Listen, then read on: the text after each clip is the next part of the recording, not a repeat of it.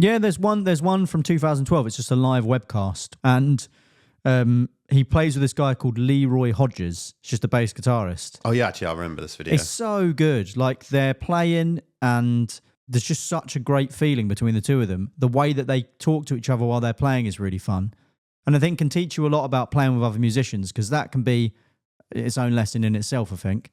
This is the one where, I don't know if you've seen the UK Office, but Steve Jordan is in the like Sergio Giorgino like leather jacket. Yes. And yours? Sergio Giorgini.